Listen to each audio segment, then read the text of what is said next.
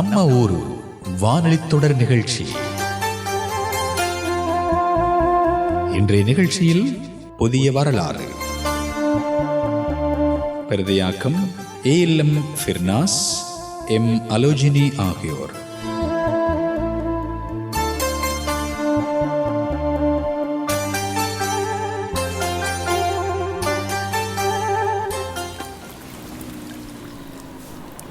அந்த கத்திரி தாமதன் நமஜான், கத்திரி நமஜான். இந்த சீமெந்து பேக்கை அப்படி கொஞ்சம் நிமித்து. கொஞ்சம் பொறு, இந்த கரவிக்கு தண்ணியை ஊற்றி போட்டு வாரன். கெதி அப்படியே ஜோன். சீமெந்த ஃபுல் பேக்கையும் போடுவோமா? இல்லை வேணா வேணா. 2 வாளி சீமந்து, 3 வாளி கல், 4 வாளி மண் போதும். இந்த முறை எப்படியாவது இந்த பள்ளத்தை நிரப்பணும். மண்பட்டியார கலை ஆத்து மணல் போல கிடக்கு, புசு புசுண்டு மிக்ஸ் ஆகுது. கதை வரடி. அவசரமா பள்ளத்தை நிரப்புங்க. எந்த நேரத்திலையும் டேவிட்டும் பிரகாஷும் பிசாசு மாதிரி குறுக்க வருவானுலன்னு தெரியா. எந்த நாளும் இப்படித்தான். நீங்க கலவையை போடுற, அவனுள் வந்து கொட்டுடுற. பேசாம தள்ளி நின்று பாரிஸ்டலா. இன்றைக்கு பள்ளம் நிறையும். எப்படியும் இப்படித்தான் ஒவ்வொரு தடவையும். ஒரு பிளேண்டிய சாமான ஊற்றி தராம இப்படியே நின்று வளவளன்னு கழிச்சு கொண்டீங்க. அந்த வாழையை தாஜோன் இந்தா. எப்பயும் நாம குனிஞ்சு குனிஞ்சு போனா டேவிட் பிரகாஷும் குட்டத்தான் செய்வார்கள். அதுக்குத்தான் இன்றைக்கு விஷயத்தோட தான் வந்திருக்கேன். விஷயத்தோட வந்திருக்கேல? என்னடாப்பா அது? இது பொது ரோடு. நம்மட வீட்டுக்கு முன்னால தான் பள்ளம். அதை நாம தான் நிறைக்கணும். அது என்னடாப்பா ரோட்டுற துங்கல் இருக்கிற அவனுக்கு குத்துறது? இது என்ன தெரியுமா? பாருங்க, நம்மட வீட்டுக்கு முன்னால் இருக்கிற பள்ளத்தை நிறைக்க டிஎஸ் தந்த அனுமதி லெட்டர் ஜிஎஸ்எம் அப்ரூவ் பண்ணிக்காரு. ஜோன் டிஎஸ்ஐ பிடிச்சி ஒரு மாதிரியா லெட்டர் எடுத்துட்டாரு. அள்ளுவோம் அள்ளுவோம், மழை வருது. முதல்ல எந்த பக்கம் போடுவோம்? எடுத்துக்கடா. நீங்க கடுமாக்கள். நான் நினைச்சேன். அறிவில்லையாடா உங்களுக்கு? எத்தனை கரம் சொல்கிறேன் நிரப்ப வேணாமட்டு. அடே, இது நான் ஆர்சிக்காரண்ட ரோட். நீங்கள் ஆர்சிக்காரங்க 3 பேர் இருந்துட்டு என்ன பாட்டை படுத்துறீங்க? இங்கே பாருங்க, இது அரசாங்க ரோட்டு. நீங்கள் இங்கே கை வைக்கலாம். அப்படியே வைக்கணுமெண்டா எங்களுக்கு ஒரு காரியமாகணும். என்ன, உங்களோட பக்கம் காலாகாலமாக இருக்கிற கர்த்தர் சிலையை தூக்கணும், அப்படிதானே? அப்போ உங்களுக்கு தெரியுது. தெரிஞ்சுக்கிட்டு தான் பிடிவாதமாக இருக்கீங்கன்னு.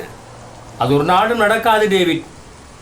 கர்த்தர் சிலைக்கு மட்டும் ஏதாவது நடந்துச்சு, பிறகு ரோட்டு பிரச்சனை பெரிய சமய பிரச்சனையா போகும், தெரியுமா?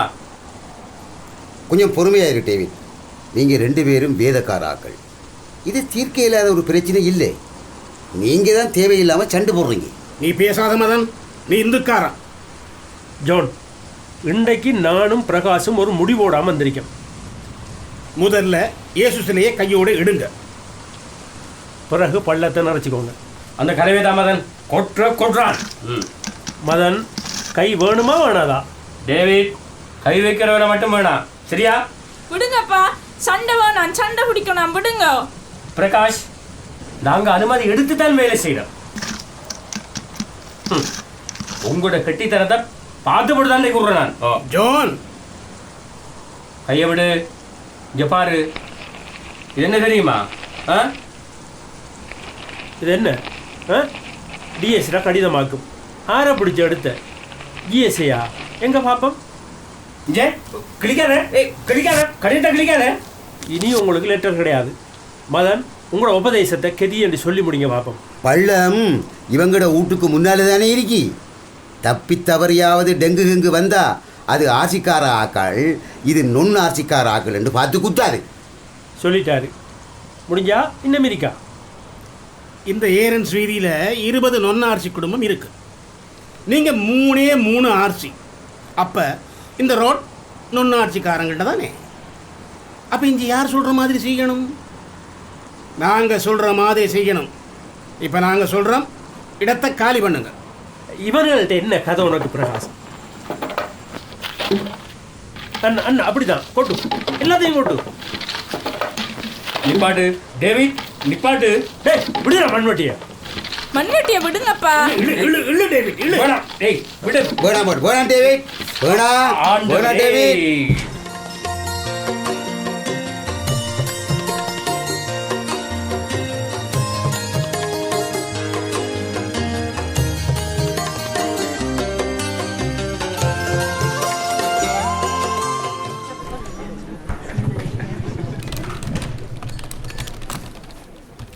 நாம் இந்த பிரச்சனையை போலீஸில் சொல்லியிருக்கலாம். என்னதுக்கு நமக்குத்தான் அசிங்கம். பொலிசிக்க போகிறது முக்கியம் இல்லை, பள்ளத்தை நிரப்பணும். நம்மளை விட்டு 2 சின்ன பிள்ளைகள் வரை இருக்கு. மழை காலம் வேற, டெங்கு வந்தால் என்ன செய்யற? அது சரிதான் ஜோன். என்ன வழிபட்டாவது ஆற பிடிச்சாவது டேவிட்டு கிழிச்ச லெட்டரில் கொப்பி எடுத்துடணும். அதுக்கு பிறகு போலீஸுக்கு போவோம். டிஎஸ்சியில் கடிதம் இருக்கி பள்ளத்தை நிறைக்க உருளானுகள் இல்லைண்டு கம்ப்ளைண்ட்டை போடுவோம். இப்போ நமக்கு அந்த கடிதத்தில் கொப்பி வேணும். பார், நடு வாசல்ல நிற்க ஒரு வார ஆக்கள்கிட்ட 4-10 புடுங்கலாமண்டு தான். என்ன இங்கே வந்திருக்கீங்க? இது ஹாஸ்பிட்டல் இல்லையே, காயத்துக்கு மருந்து போடுறதுக்கு அங்கார போவாங்க. இல்லை இங்கே ஏதாவது நிவாரணம் கொடுக்காங்களா?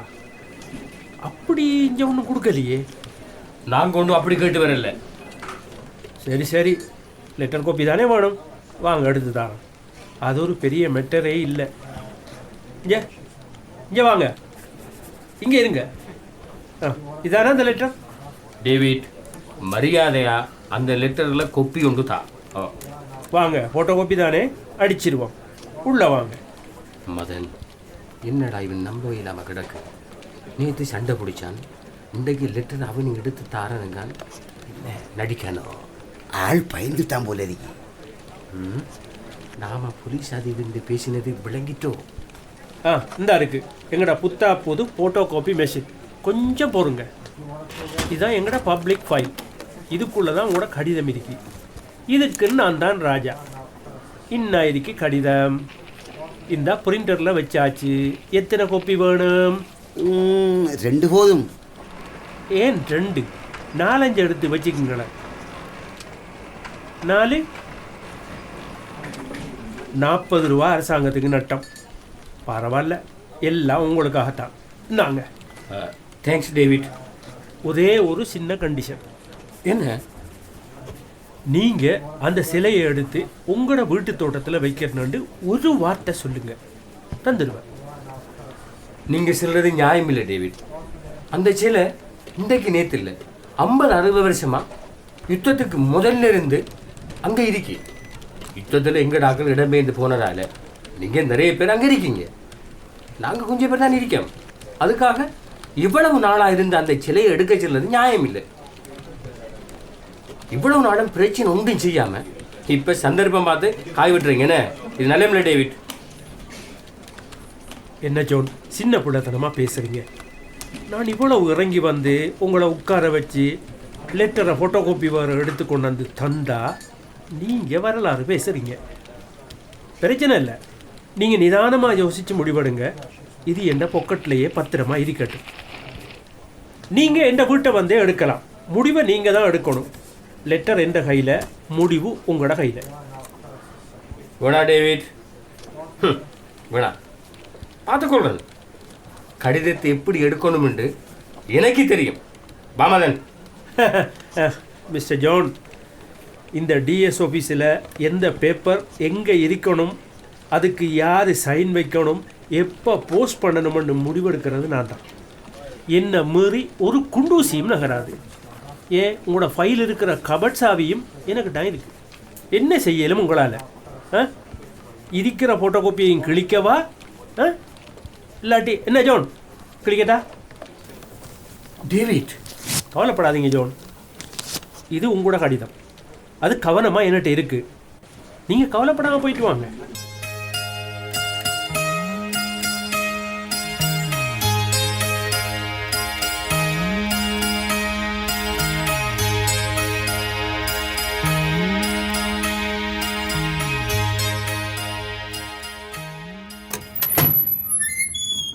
வாங்க. ஏன் இவ்வளவு நேரம்? என்ன நடந்துச்சு? இல்லை ஸ்டெலா, ஜிஎஸ்ஏ சந்திச்சு போட்டு வாரன். ஏன் டிஎஸ் ஆஃபீஸில் கொப்பி கிடைக்கலையா? என்னால் இப்போ கிடைக்கல. என்ன நடந்துட்டு மதனிட்ட கேளுங்க. மதன் அண்ணா என்ன நடந்துச்சு? அதை ஏனா மகாய் அந்த டேவிட் லெட்டரை தார மாதிரி பேசிட்டு கடைசியில் கழுத்துறது போட்டான். அவனுக்கு என்ன செய்யறன்னு பாரன். அவருக்கு என்னதான் வேணுமாம்? வேற என்ன, சிலை எடுக்கணுமாம். பொதுமக்களுக்கான முக்கிய அறிவித்தல். எமது கல்குடா தொகுதியில் டெங்கு நோயாளிகளின் தொகை அதிகரித்து வருவதால் பொதுமக்கள் தண்ணீர் தேங்கக்கூடிய இடங்களையும் பொருட்களையும் அகற்றுவதற்கு உடனடி நடவடிக்கைகளை மேற்கொள்ளுமாறு சுகாதார பரிசோதகர் ஜோன், கேட்டுக்கொள்கிறார். பேசாம சிலையை நம்மட வளவுக்குள்ள எடுத்தா என்ன சொல்றாய் மதன்? கொஞ்சம் யோசிச்சு பாருங்க. பக்திங்கிறது மனசை பொறுத்தது. கடவுள் நம்மளோட மனசைத்தான் பார்க்காரு. கடவுளை எங்கே வச்சு கும்பிட்றோம் ஒரு தேவை இல்லை. நாம் விட்டு கொடுத்தா என்ன? அதுபோக அவர் ஒரிஜினல் லெட்டரை கிழிச்சானென்றால் நமக்கு எதுவுமே செய்ய இயலாமல் போயிருக்கும். நீ பார்த்ததானே? இங்க கொஞ்சம் கெதியா முடிவெடுங்கப்பா. டெங்கு பரவிக்கிட்டு வருது. கேட்டீங்க தான் அறிவித்தலை. நம்மட பிள்ளைகளை பற்றி கொஞ்சம் யோசிச்சு பாருங்களேன். இந்த எல்லா பிரச்சனைக்கும் போலீஸுக்கு போனா சரி, அதுக்கு பிறகு எப்படி லெட்டரை கிளிப்பான்னு பார்க்க நான். ஜோன், நீ சொல்கிற சரிதான். பொலிசிக்கு போனால் சரியாக பெய்திரும். ஆனால் கேஸ் உடனே முடியுமா? எவ்வளவு சீக்கிரம் மேலமோ அவ்வளவு சீக்கிரம் பள்ளத்தை நிரப்பணும். ஏன் யோசிக்கல ஜோன்? நாமே இறங்கி போகணும். அது சரி, இப்போ நேரம் என்ன? நேரம் 7 மணி இருக்கும். போலீஸ் ஸ்டேஷன் திறந்திருக்கின்றானே இப்போ? போலீஸ் ஸ்டேஷன் திறந்திருக்கின்றான். ஆனால் ஏன்பா இப்படி பிடிவாதம் பிடிக்கீங்க? டெங்கு நோய் இப்போ சின்ன பிள்ளைகளுக்கு தான் கூடுதலாக வருதுதான். கொஞ்சம் யோசிங்கல்லன் ப்ளீஸ். மதன் வா போ. எங்க போலீஸ் ஸ்டேஷனுக்கா? இல்லை, நீ வாவன்.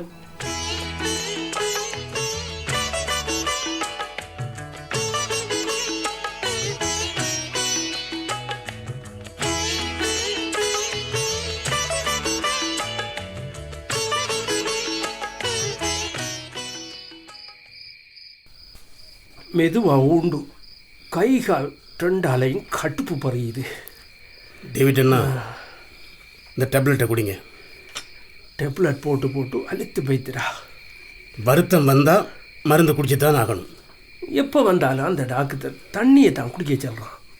சரி, இந்தாங்க அப்போ தண்ணியை குடிங்க. அது இல்லை அண்ணா, இவன் ஜோனுக்கு சரியான பாடம் படிக்கணும். என்ன செய்ய போகிறா? காலையிலே முழிக்கிறது அந்த சிலையில் தான். நமக்கு சிலையை கண்டாலே பிடிக்குதில்லை. அதுக்கு நான் உடைக்க சொல்லிட்டேன். இதுக்கு மேலே பொறுக்கலாம். பிரகாஷ், எனக்குண்டா அதில் விருப்பம் இல்லைடா. இல்லைண்ணா, நம்ம உடைச்சி போட்டு பழியை ஜோன் மேலே போட்டிடுவோம். வேணாம் வேணாம் பிரகாஷ், கொஞ்சம் பொறு.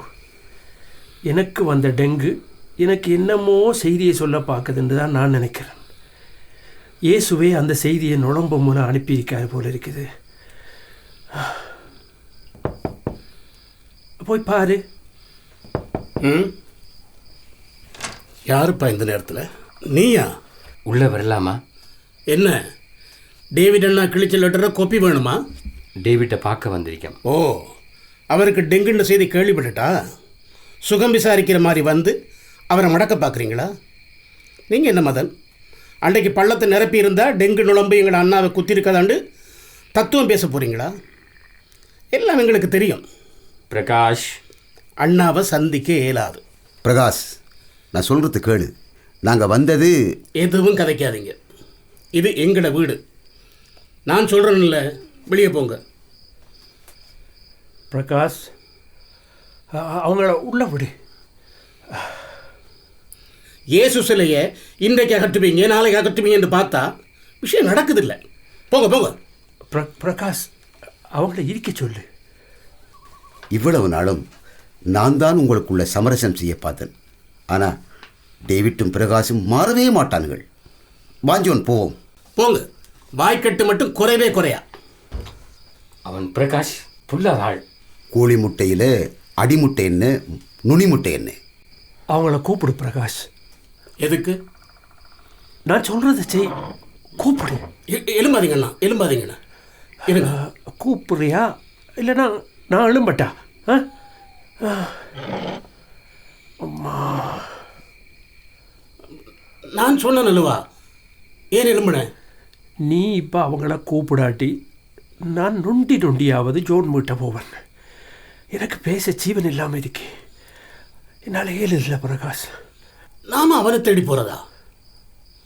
ஜோன் ஜோன் சரி சரி சரி சரி சரி, நானே கூப்பிடுறேன். John, John. என்ன? அண்ணா வரட்டான். மதன், என்னடா என்ன செய்த? லாஸ்ட் சான்ஸ், வா போய் பார்ப்போம். இப்போ உள்ள வரட்டா? அரைபாசிக்கு வந்த புற வரவாண்டு கேட்குற. டேவிட். மதன், இப்போ எப்படி இருக்கே டேவிட்? I am okay. மருந்தெல்லாம் குடிச்சிங்களா? ஓ ஓ, அவரால் பேசலாம், பார்த்த விளங்க இல்லையா? இப்போ எல்லா இடத்துலையும் திங்கத்தான் கிடக்கு. இந்தாங்க, கதிரையில் இருந்து கொஞ்சமாக பேசுங்க. பிரகாஷ், என்ன? நான் கிழிச்ச லெட்டர் மூச்சு வாங்குது, மேலெல்லாம் புண் மாதிரி நோக்குது. வேணாம் அண்ணா, கொடுக்க வேணாம். இந்த போராட்டம் போதும், தயவு செய்து கொடுத்துடு. நாம் இப்போவோ தோத்துட்டோம், புரியலையா? நாம் ஒரு நாளும் தூக்க மாட்டோம். அவளுடைய இயேசு சிலையை தூக்காமல் இந்த போராட்டம் ஓயாது. இந்தா, இதைப்படி ஜோன்கிட்ட கொடு. எங்களை வரை சொல்லி போட்டு 2 பேரும் தனியாக பேசுகிறானுங்க. என்னையோ? வந்த விஷயத்தை சொல்லுங்க. ஒரு முடிவை சொல்லத்தான் வந்தேன். முடிவா? என்ன? பிரகாஷ், நீ நீ நீ பேசாத. கத்தர சிலையை நாங்கள் எடுக்கோம். உங்களுக்கு நல்லா தெரியும், அந்த கத்தர சிலைக்கு 45 வருஷ வரலாறு இருக்கு. யுத்தத்துக்கு முதல் இந்த ரூட்டில் அதிகமாக இருந்தது ஆர்சிக்காராக்கள். அப்போ எங்களோட ஆட்சி அப்போ வச்ச சிலை இது. இப்போ நாங்கள் 3-4 குடும்பம்தான் ஆர்சிக்காராக்கள். மத்தாக்கள் வெளிநாட்டிலையும் வேறு இடத்துலையுமா இடம்பெயர்ந்து வைத்தாங்க. உங்களோட பொறுத்த வரைக்கும் அது ஒரு கள்ளி சிலை, எங்களுக்கு அது வரலாறு. எங்களோட பூர்வீகம் தானே அது, எங்களோட பூர்வீகத்தில் வேறு. அதை தூக்குறது எங்களோட பூர்வீகத்தை அழிக்கிற மாதிரி. ஸ்கிரிப்ட் எழுதி கடும் வசனம் எல்லாம் போட்டுக்கிட்டு தான் வந்திருக்கீள். என்ன பிரகாஷ், விடு. இனி அந்த கர்த்தரோட சிலைக்கு ஒரு புதிய வரலாறு உருவாகட்டும். அதில் எந்த மக்கள் அந்த சிலைக்குள்ளே இருக்கிற கர்த்தர் மேலே உண்மையான அன்பு வச்சிருக்காங்களோ அந்த மக்களே சிலையை கொண்டு போயிட்டாங்கண்டு வரலாறு செல்லட்டும். அது சிலைப்பட்டு போகத்தான் வந்தோம். இப்போ உங்களுக்கு திருப்தி தானே? நீங்கள் நொந்து வருத்தத்தில் இருக்கிற நேரத்தில் நான் இப்படி கதைக்கிறது சரியில்லை தான், நான் இப்படிலாம் பேசக்கூடாது தான், அது எனக்கு தெரியும். இருந்தாலும் உங்களுக்கு சந்தோஷத்தை தந்த இந்த முடிவை எனக்குள்ள வேதனை உண்டாக்கிட்டு. நீங்கள் மருந்தை குடிங்க, கர்த்தர் உங்களை சுகமாக்குவார். பிரகாஷ், இனி நீங்கள் இந்த சிலையில் முடிக்க வேண்டி வராது. நாளைக்கு நாங்கள் அதை எங்களோட ஏரியாவுக்கு எடுத்துக்க போகிறோம். போதுமா? முடிச்சிட்டிங்களா? இப்போ தான் ஆரம்பம். உங்களோட மனச்சாட்சி இனிமேல் தான் உங்களோட பேசப்போகுது. இன்னமும் வசனம் தான் பேசுகிறீங்களா? இந்த கடிதம் தானே உங்களை இவ்வளவு பேச வைக்குது. போங்க. பிரகாஷ் அண்ணா, எழும்பாதீங்க அண்ணா.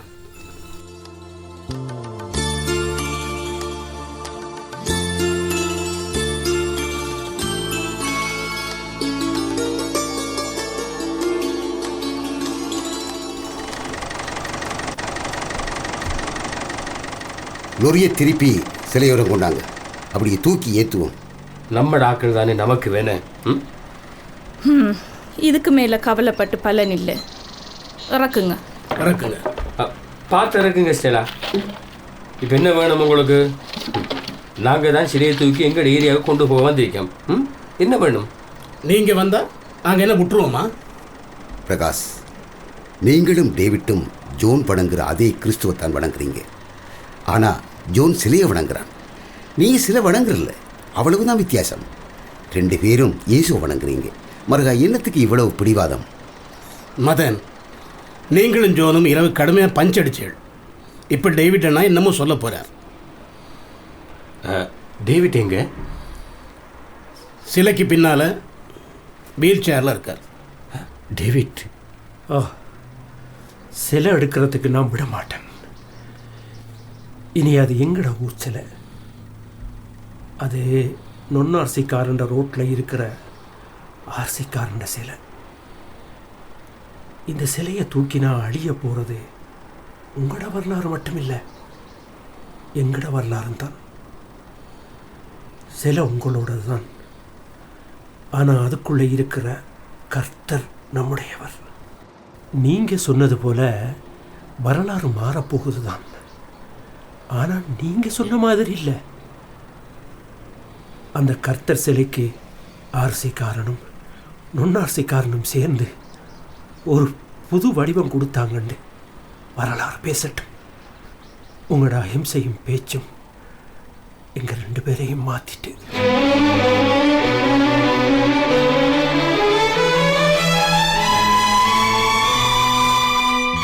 இந்த நாடகத்தில் பங்கு கொண்ட கலைஞர்கள் கே. சந்திரசேகரன், அஷ்ரஃப் ஷிஹாப்தீன், கலைக்குரல் அமீர், ஏஎல் ஜஃபீர் மற்றும் ஹசனா சேகுய்சதீன் ஆகியோர்.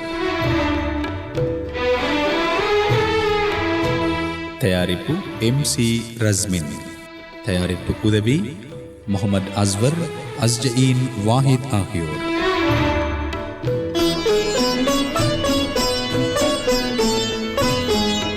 இந்த நாடகம் பற்றிய உங்கள் கருத்துக்களை தெரிவிக்க அழையுங்கள் 077 66 53 69 4.